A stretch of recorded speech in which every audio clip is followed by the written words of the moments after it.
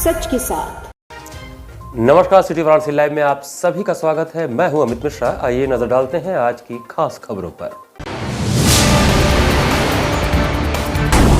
मुख्यमंत्री ने Y20 कार्यक्रम का दीप प्रज्वलित कर किया उद्घाटन। कहा, वाराणसी दुनिया की प्राचीन सांस्कृतिक एवं आध्यात्मिक नगरी है। ढाबा संचालक की धारदार हथियार से गला रेत कर हुई निर्मम हत्या। दोषियों की गिरफ्तारी की मांग को लेकर परिजनों व ग्रामीणों ने किया चक्का जाम। बीएचयू में बाल संरक्षण, बाल सुरक्षा तथा बाल कल्याण वत्सल भारत का आयोजन। 1500 से अधिक प्रतिभागियों ने लिया भाग। और कांग्रेस के नवनियुक्त प्रदेश अध्यक्ष अजय राय का वाराणसी आगमन पर भव्य स्वागत। और अब समाचार विस्तार से। शुक्रवार को सूबे के मुखिया योगी आदित्यनाथ ने रुद्राक्ष कन्वेंशन सेंटर में G20 श्रृंखला में आयोजित Y20 समिट कार्यक्रम का उद्घाटन किया। उत्तर प्रदेश के मुख्यमंत्री योगी आदित्यनाथ 2 दिवसीय दौरे के दौरान शुक्रवार को वाराणसी के रुद्राक्ष कन्वेंशन सेंटर में G20 की श्रृंखला में आयोजित Y20 समिट कार्यक्रम में मुख्य अतिथि के रूप में उपस्थित थे। उन्होंने कार्यक्रम में देश विदेश से आए युवाओं को संबोधित करते हुए कहा कि अपनी सांस्कृतिक विविधता में एकता के कारण भारत दुनिया के अंदर नागरिकों के लिए आकर्षण का एक केंद्र है। लोकतांत्रिक परंपराओं पर विश्वास करते हुए भारत के अंदर 140 करोड़ आबादी जिस भाव भंगिमा के साथ भारत की एकता व अखंडता के लिए अपने यशस्वी नेतृत्व में कार्य कर रहा है, वह भारत की सबसे बड़ी युवा आबादी के रूप में भी प्रस्तुत करती है। मुख्यमंत्री योगी आदित्यनाथ ने देश के सबसे प्राचीन आध्यात्मिक नगरी में लोगों का स्वागत करते हुए कहा कि वाराणसी बाबा विश्वनाथ का पावन धाम है। प्राचीन काल से ही धर्म व आध्यात्म की नगरी होने के साथ ही भारत की आध्यात्म, दर्शन, शिक्षा, साहित्य व कला की भूमि के रूप में यह प्राचीन नगरी जानी जाती है। यशस्वी प्रधानमंत्री व वाराणसी के लोकप्रिय सांसद नरेंद्र मोदी का प्रदेशवासियों की ओर से आभार व्यक्त करते हुए कहा कि G20 के कई समिट के आयोजन का अवसर उत्तर प्रदेश को उन्होंने दिया है। उसी श्रृंखला में Y20 का मुख्य समिट वाराणसी में हो रहा है। मुख्यमंत्री ने कहा कि हमारा सौभाग्य कि वाराणसी उत्तर प्रदेश की प्रमुख नगरी होने का सौभाग्य प्राप्त करती है। इसलिए न केवल उत्तर प्रदेश के सांस्कृतिक व आध्यात्मिक परंपरा को बल्कि कला, संगीत, शिक्षा की एक प्रमुख नगरी के रूप में भी वाराणसी व उत्तर प्रदेश के अन्य जगहों को भी यह सौभाग्य प्राप्त हुआ है कि वह भारत के हृदय स्थल के रूप में अपनी पहचान बनाने में सफल हुए हैं। वाराणसी हमारे लिए प्रमुख धर्म स्थल इसलिए भी है कि भगवान बुद्ध ने अपना पहला उपदेश इसी नगरी के सारनाथ में दिया था, जो आज भी दुनिया के बौद्ध अनुयायियों के लिए पवित्र व आकर्षण का केंद्र बना हुआ है। अपनी सांस्कृतिक विविधता में एकता के कारण भारत दुनिया के अंदर नागरिकों के लिए आकर्षण का केंद्र है। लोकतांत्रिक परंपराओं पर विश्वास करते हुए भारत के अंदर 140 करोड़ आबादी जिस भाव भंगिमा के साथ भारत की एकता व अखंडता के लिए अपने यशस्वी नेतृत्व में कार्य कर रहा है और भारत की सबसे बड़ी युवा आबादी के रूप में भी प्रस्तुत करती है। कार्यक्रम में बोलते हुए केंद्रीय मंत्री अनुराग ठाकुर ने मुख्यमंत्री योगी आदित्यनाथ का स्वागत करते हुए उन्हें डायनामिक मुख्यमंत्री बताया तथा प्रधानमंत्री द्वारा पिछले 9 वर्षों में किए गए कार्यों का जिक्र करते हुए अमृतकाल की बात कही थी। उन्होंने बनारस को प्राचीन समय से ही सांस्कृतिक, व्यापार तथा सभ्यता का शहर बताते हुए यहाँ के मंदिरों, बनारस घराने, घाटों आदि की बात कही। उन्होंने युवाओं को वर्तमान में विद्यमान चुनौतियों पर मजबूती से काम करने की अपेक्षा की ताकि भविष्य को संवारा जा सके। उन्होंने कार्यक्रम में लिए गए 5 एजेंडा पर बात रखते हुए सभी का ध्यान खींचा। इससे पूर्व रुद्राक्ष कन्वेंशन सेंटर में आयोजित यूथ 20 के उद्घाटन कार्यक्रम मुख्य अतिथि के रूप में मुख्यमंत्री योगी आदित्यनाथ तथा केंद्रीय खेल एवं युवा मामलों के मंत्री अनुराग ठाकुर सहित अन्य अतिथियों ने दीप प्रज्वलन किया।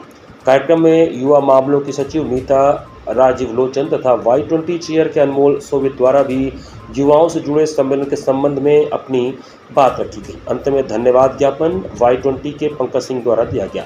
कार्यक्रम में जल शक्ति मंत्री स्वतंत्र देव सिंह, श्रम मामलों के मंत्री अनिल राजभर, नगर विकास एवं ऊर्जा मंत्री A.K. शर्मा, स्टाम्प मंत्री रविंद्र जायसवाल तथा खेल राज्य मंत्री Girish Yadav, commissioner Kaushal Raj Sharma, police commissioner Ashok Mutha Jain, जिलाधिकारी S. राजलिंगम मौजूद थे।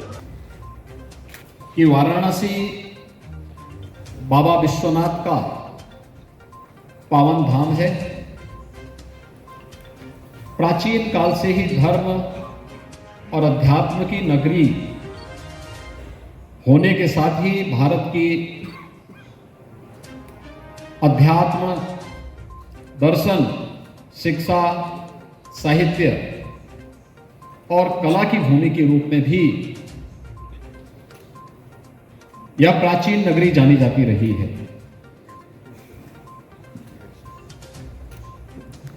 यह हमारा सौभाग्य है कि वाराणसी उत्तर प्रदेश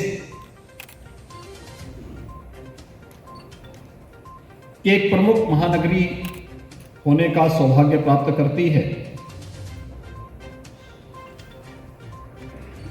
इसने न केवल उत्तर प्रदेश की सांस्कृतिक और आध्यात्मिक परंपरा को,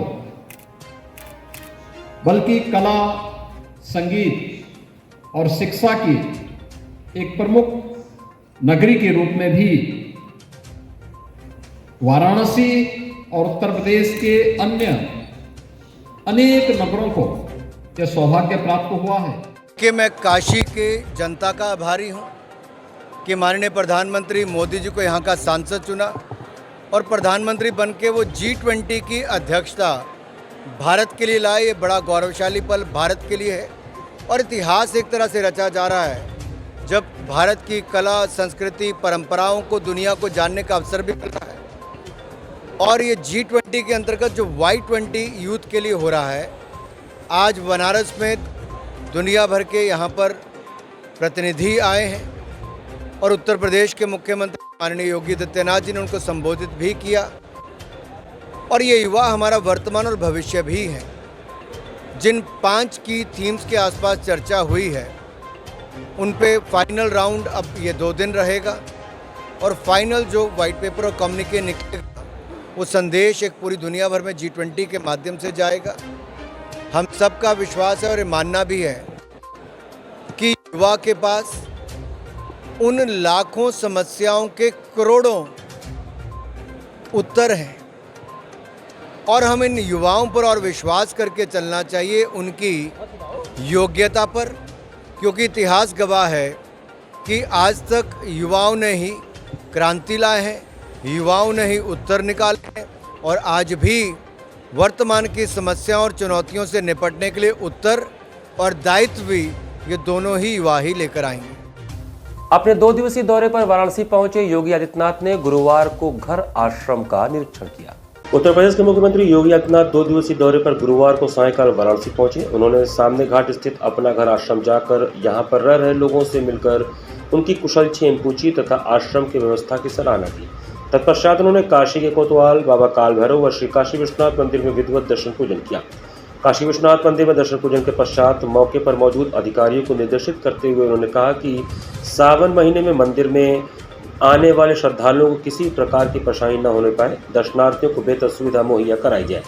इस अवसर पर उत्तर प्रदेश के जल शक्ति मंत्री स्वतंत्र देव सिंह, श्रम एवं सेवा योजन मंत्री अनिल राजभर, स्टाम्प एवं न्यायालय पंजीयन शुल्क राज्य मंत्री स्वतंत्र प्रभार रविंद्र जायसवाल, जिला पंचायत अध्यक्ष पूनम मौर्य, पूर्व मंत्री एवं विधायक डॉक्टर नीलकंठ तिवारी, MLC हंसराज विश्वकर्मा, विधायक सौरभ श्रीवास्तव सहित अन्य लोग प्रमुख रूप से उपस्थित थे। पूर्व विधायक अजय राय को उत्तर प्रदेश कांग्रेस का प्रदेश अध्यक्ष बनाए जाने के बाद उनके प्रथम काशी आगमन पर कांग्रेस कार्यकर्ताओं ने जोरदार स्वागत किया। आगामी लोकसभा चुनाव को देखते हुए कांग्रेस के शीर्ष नेतृत्व द्वारा कल उत्तर प्रदेश में किए गए बड़े सांगठनिक फेरबदल के तहत कद्दावर कांग्रेस नेता पूर्व विधायक अजय राय को उत्तर प्रदेश कांग्रेस का महत्वपूर्ण कमान दिए जाने के बाद नवनियुक्त प्रदेश अध्यक्ष अजय राय ने नई दिल्ली से अपने गृह जनपद वाराणसी प्रथम आगमन की सूचना पर भारी संख्या में वाराणसी, जौनपुर, सोनभद्र, मिर्जापुर, जौनपुर, भदोही, चंदौली, कौशाम्बी आदि जिले के जिला एवं महानगर अध्यक्ष एवं कांग्रेस नेताओं और कार्यकर्ताओं ने बाबतपुर अंतर्राष्ट्रीय हवाई अड्डे पर अपने लोकप्रिय तथा हर वर्ग हर तबके के लोगों को अपना अगाध स्नेह देने वाले धरती पुत्र कहे जाने वाले अजय राय का ढोल नगाड़े के साथ पूरी गर्मजोशी के साथ स्वागत किया। शीर्ष नेतृत्व द्वारा अजय राय के प्रदेश अध्यक्ष बनाए जाने की सूचना से हर कोई खुश दिखाई दिया। लोगों का कहना था कि अरसे बाद हमें एक ऐसा प्रदेश अध्यक्ष मिला जो सबको अपना मानता है। अजय राय के एयरपोर्ट के बाहर निकलते ही ब्राह्मणों द्वारा स्वस्ति वंदना किया गया। नवनियुक्त प्रदेश अध्यक्ष अजय राय प्रथम काशी आगमन पर जिला एवं महानगर कांग्रेस कमेटी के साथ साथ सभी फ्रंटल संगठनों के अध्यक्षों, विभिन्न जिलों से आए बड़ी संख्या में वरिष्ठ कांग्रेस जनों ने अजय राय को बुके एवं पुष्प गुच्छ भेंट कर उनका स्वागत किया। एयरपोर्ट से बाहर आने के बाद प्रदेश अध्यक्ष अजय राय ने मीडिया द्वारा पूछे गए सवालों का जवाब देते हुए कहा कि मैं शीर्ष नेतृत्व को हृदय से आभार प्रकट करता हूं कि शीर्ष नेतृत्व ने मुझ जैसे कार्यकर्ता पर अपना भरोसा जताया। अजय राय ने कहा कि मैं राहुल गांधी जी का सिपाही हूं, मैं शीर्ष नेतृत्व की उम्मीदों पर खरा उतरने का पूरा प्रयास करूंगा। आप लोग कैमरा ऑन करके देखिए, यहाँ बूथ लेवल के एक कार्यकर्ता खड़ा है, गांव का खड़ा है, गिराव का खड़ा है। अब एक एक गांव गिराव में कांग्रेस भारतीय जनता पार्टी को चुनाव हराएगी और बनारस की धरती ये बाबा विश्वनाथ की धरती है, महादेव की धरती।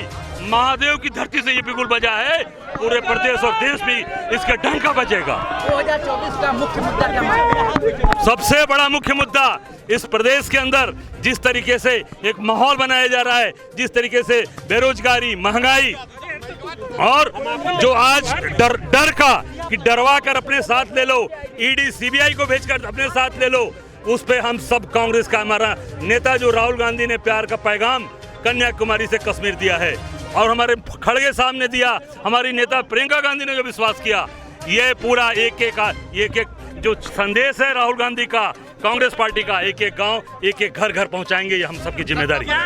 रूपापुर हाईवे के किनारे स्थित ढाबा संचालक 28 वर्षीय अमित कुमार पांडे की गला रेत कर निर्मम हत्या कर दी गई। स्थानीय थाना क्षेत्र के रूपापुर हाईवे के किनारे स्थित ढाबा संचालक अमित कुमार पांडे, जिसकी उम्र 28 वर्ष थी, शुक्रवार की भोर में गला रेत कर उसकी निर्मम हत्या कर दी गई। इसी सूचना मिलते ही सैकड़ों की संख्या में ग्रामीणों ने पहुंचकर चक्का जाम कर दिया, जिसके बाद गोमती जोन के अफसरों में हड़कंप मच गया। मौके पर थानाध्यक्ष मिर्जा मुराद आनंद कुमार चौरसिया ने इसकी जानकारी उच्च अधिकारियों को दी। इसके बाद मौके पर पुलिस उपायुक्त विक्रांत वीर गोमती जोन, अपर पुलिस उपायुक्त टी सरवणम गोमती जोन व सहायक पुलिस उपायुक्त अंजनी कुमार राय राजा तालाब समेत विधि ज्ञान प्रयोगशाला एवं कई थाना प्रभारी मय फोर्स वहां पहुंच गए। जानकारी के अनुसार मिर्जा मुराद के हाईवे पर विवान नाम से ढाबा है। हाईवे पर ढाबा होने से वहां देर रात तक भीड़ होती है। गुरुवार देर रात तक कस्टमर के जाने के बाद सभी कर्मचारी सोने चले गए और संचालक अमित कुमार पांडे ढाबे के बाहर कुर्सी लगाकर बैठ गए। ढाबे के कर्मचारी जब शुक्रवार सुबह जागे तो देखा अमित कुमार पांडे खून से लथपथ होकर जमीन पर गिरे हुए थे, जिसके बाद कर्मचारियों ने शोर मचाया, जिसके बाद सभी जगे और देखा तो अमित पांडे की हत्या हुई है। आनंद फानन में कर्मचारियों ने परिजनों को सूचना दी। सूचना मिलते ही परिजनों में हड़कंप मच गया, साथ ही ग्रामीणों में आक्रोश व्याप्त हो गया। उधर सभी ग्रामीण ढाबे पर आए और देखा अमित पांडे का गला रेत कर शरीर पर कई जगह वार किए गए थे। वहीं ढाबे की कुर्सियां भी तोड़ी गई थीं। पुलिस अफसर आक्रोशित जनता को समझाने और हत्यारों की गिरफ्तारी का आश्वासन दिए तथा अफसरों ने तत्काल घटना के अनावरण के लिए पुलिस उपायुक्त विक्रांत वीर के नेतृत्व में पुलिस टीम का गठन किया। पुलिसकर्मी उधर आसपास सीसीटीवी कैमरा खंगालने में जुट गए। प्रथम दृष्टया पुलिस ने इस प्रकरण में कस्टमर से विवाद का कारण माना है। वहीं उनका कहना है कि खोचवा गांव के ही निवासी प्रेमचंद्र पुत्र हीरालाल व अनिल सिंह के खिलाफ जान से मारने की धमकी व हत्या के मामले में नाम दर्ज एफआईआर दर्ज कर विधि कार्रवाई की जा रही है। वहीं जिम्मेदारों का कहना है कि परिजनों से वार्ता कर सभी पहलुओं पर जांच की जा रही है। हत्यारे बहुत जल्द पुलिस की गिरफ्त में होंगे। सौंता भवन काशी हिंदू विश्वविद्यालय में वात्सल्य भारत के 7वें क्षेत्रीय संगोष्ठी का आयोजन किया गया। महिला एवं बाल विकास मंत्रालय भारत सरकार द्वारा शुक्रवार को काशी हिंदू विश्वविद्यालय से स्वतंत्रता भवन में वात्सल्य भारत की 7वीं क्षेत्रीय संगोष्ठी का आयोजन किया गया। संगोष्ठी में बाल संरक्षण, बाल सुरक्षा और बाल कल्याण पर गोष्ठी का आयोजन किया गया। कार्यक्रम के अध्यक्ष राष्ट्रीय बाल अधिकार संरक्षण आयोग प्रियंक गांगू रहे। इस मौके पर कलाकारों ने भरतनाट्यम, कुचिपुड़ी और नाटक सहित अन्य सांस्कृतिक कार्यक्रमों का आयोजन किया। कार्यक्रम का शुभारंभ दीप प्रज्वलन के साथ हुआ। संगोष्ठी में बाल कल्याण समितियों, किशोर न्याय बोर्ड, ग्राम बाल संरक्षण समिति के सदस्यों और आंगनबाड़ी कार्यकर्ताओं के 1500 से अधिक प्रतिनिधियों ने भाग लिया। यह कार्यक्रम बाल संरक्षण, बाल सुरक्षा और बाल कल्याण मुद्दों के बारे में जागरूकता और पहुंच बढ़ाने के लिए देश भर में आयोजित होने वाली क्षेत्रीय संगोष्ठियों की श्रृंखला का हिस्सा है। संगोष्ठी में वाराणसी में बाल श्रम और भिक्षावृत्ति से मुक्ति के लिए काशी विश्वनाथ चाइल्ड फ्रेंडली के द्वारा चलाए जा रहे कार्यक्रम की चर्चा की गई। कार्यक्रम का शुभारंभ सांस्कृतिक मंत्रालय की तरफ से सांस्कृतिक कार्यक्रम का आयोजन किया गया। राग अहिर भैरव की प्रस्तुति 3 युवा बीएचयू के शोध गंगा कलाकारों द्वारा किया गया। द्वितीय प्रस्तुति भारतनाट्यम का किया गया। तृतीय प्रस्तुति राहुल मुखर्जी की टीम द्वारा ओडिसी नृत्य का किया गया, जिसमें उन्होंने वंदे मातरम की गीत पर सुंदर प्रस्तुति कर लोगों का ध्यान आकर्षित किया। चौथी प्रस्तुति आर्य समूह के कलाकारों ने काशी के सांस्कृतिक और बाबा भोलेनाथ पर आधारित प्रस्तुति देकर सभी को भाव विभोर कर दिया। कार्यक्रम हम लोग का जो स्वयं सहायता समूह ड्राई राशन चलाती हैं महिलाएं, उनके प्रशिक्षण के लिए बुलाया गया है। तो क्या क्या यहाँ पे बताया गया, क्या प्रशिक्षण दिया जाएगा, किस तरह से आप लोग काम करेंगे? बस यही बताया गया है कि प्रशिक्षण है, वहाँ चलना है हम लोगों को। तो आप लोग कितने लोग आए हैं यहाँ पर? कम से कम लोग कोपा से नहीं 2 बस आया है, उसमें कम से कम 40-45 महिलाएं हैं। अच्छा, प्रशिक्षण में क्या बताया जाए? कुछ हल्का सा भी कोई जैसे आंगनबाड़ी जो है बच्चों को ड्राई राशन देती हैं, दाल, तेल और दरिया मिलती है, उसके बारे में आप बताएं लोग क्या करें, मतलब इसके बारे में बता कर आया गया है आप लोगों को। यहाँ पर वक्त चला छोटे से ब्रेक का। बने रहिए सिटी वाराणसी लाइव के साथ। वाराणसी लाइव, सच के साथ। 24 घंटा में वो लड़का अगर हमरा ना मिलल तो सारा शहर के आग लगा दे।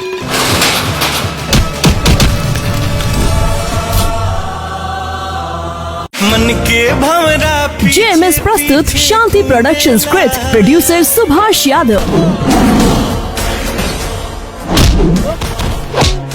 अगर कोनो भी सूरत में जनता के वोट देवे से रोकल गई तो हम बोलब ना, सीधा ठोकब।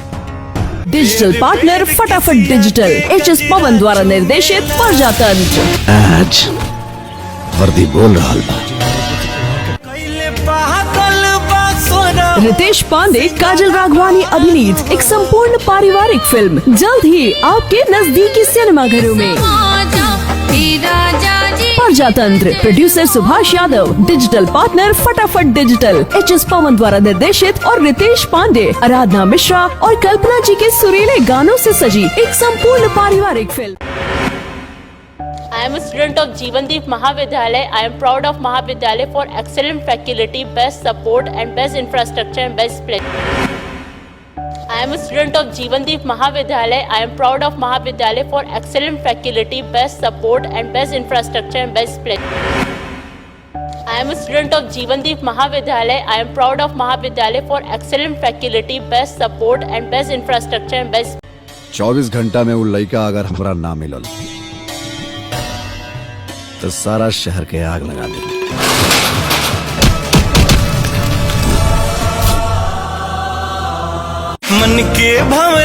जेएमएस प्रस्तुत Shanti production script, producer Subhash Yadav. अगर कोनो भी सूरत में जनता के वोट देवे से रोकल गई तो हम बोलब ना, सीधा ठोकब। डिजिटल पार्टनर फटाफट डिजिटल, एचएस पवन द्वारा निर्देशित प्रजातंत्र। आज वर्दी बोल रहा बा।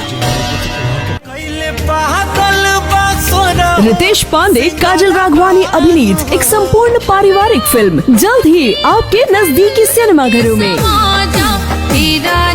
प्रजातंत्र, producer Subhash Yadav, digital partner फटाफट डिजिटल, एचएस पवन द्वारा निर्देशित और रितेश पांडे, आराधना मिश्रा और कल्पना जी के सुरीले गानों से सजी एक संपूर्ण पारिवारिक फिल्म।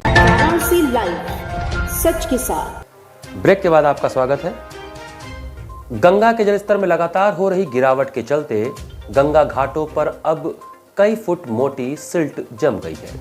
गंगा के जलस्तर में लगातार गिरावट आ रही है। केंद्रीय जल आयोग की रिपोर्ट के मुताबिक शुक्रवार की सुबह जलस्तर 64.21 मीटर था।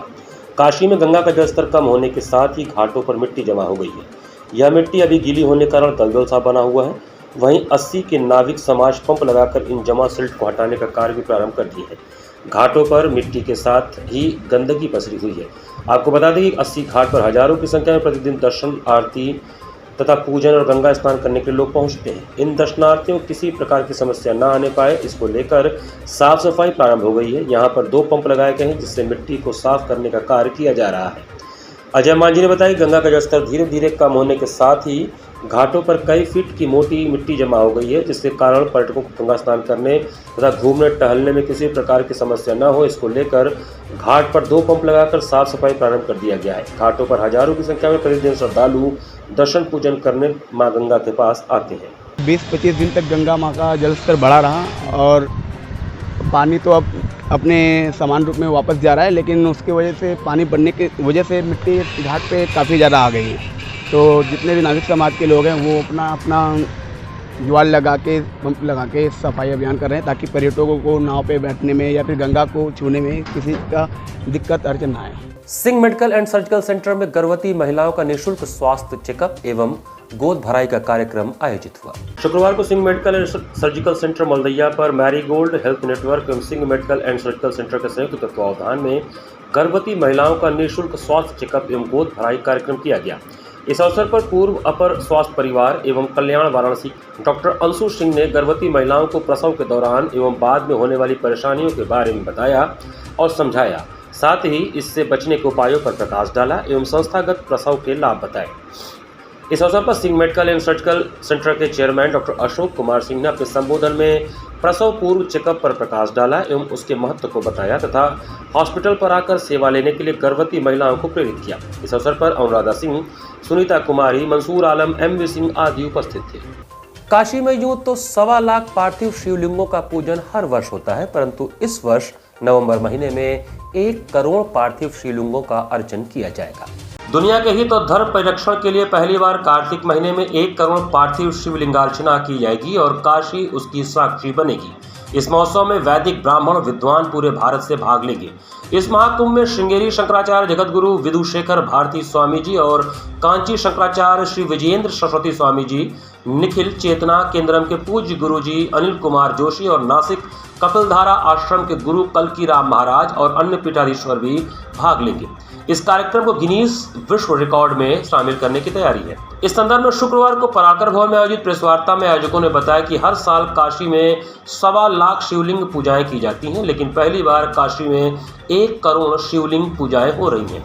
यह महोत्सव श्री श्री श्री विजयानंद नाधा गुरु सेवा समिति के बैनर तले होगा, जो हैदराबाद तेलंगाना की एक चैरिटेबल ट्रस्ट है। निखिल चेतना केंद्रम के पूज्य गुरुजी अनिल कुमार जोशी ने बताया कि पृथ्वी पर अब तक कहीं भी 1 करोड़ पार्थिव शिवलिंगार्चना नहीं हुई है। पहली बार 19 से 27 नवंबर 2023 तक यह आयोजन शिवाला घाट पर स्थित चेत सिंह दुर्ग में होगा। इस कार्यक्रम की तैयारियां शुरू हो चुकी हैं। गुरुजी कल्की राम महाराज ने बताया कि कार्तिक मास में दक्षिण भारत में भी विशेष महत्व है। इस आयोजन में शामिल होने से श्री कृष्णा का फल मिलता है। काशी विश्व क्षेत्र में विश्व कल्याण हेतु कोटि पार्थिव लिंगार्चना का प्रोग्राम कार्तिक मास में करने वाले हैं और इसका हेतु और मूल उद्देश्य यही है कि देखिए, ये 1.25 करोड़ लिंगार्चना का प्रोग्राम है और इसमें विश्व भर से लोग आने वाले हैं, क्योंकि विश्व में जो पाप बढ़ गया है विश्व कल्याण हेतु, जैसे कोरोना आ गया, जैसे जागतिक बहुत सी घटनाएं हो रही है, तो ये विश्व कल्याण हेतु ही हम ये कर रहे हैं। इसका हमारा उद्देश्य यही है कि काशी अविमुक्त है, इसके कण कण में शिव है, तो इस क्षेत्र में अगर ये पूजा किया तो पूरे विश्व का इसको लाभ होगा। कितने ये जो छोटे शिवलिंग से कितने शिवलिंग से? देखिए, ये 1 करोड़ लिंगार्चना है। ये 1 करोड़ लिंगार्चना बनाने वाले हैं।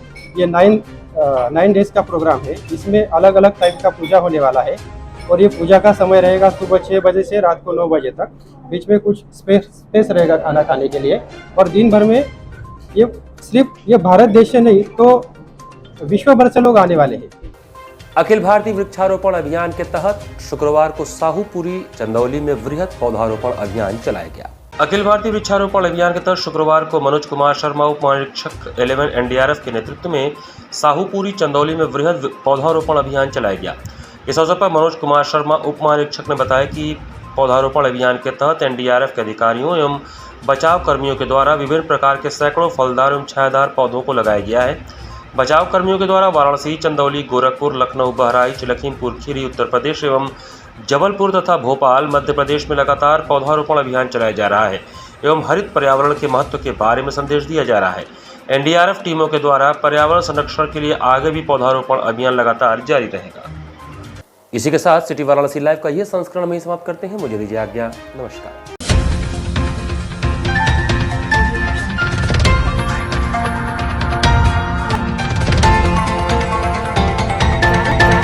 लाइव, सच के साथ।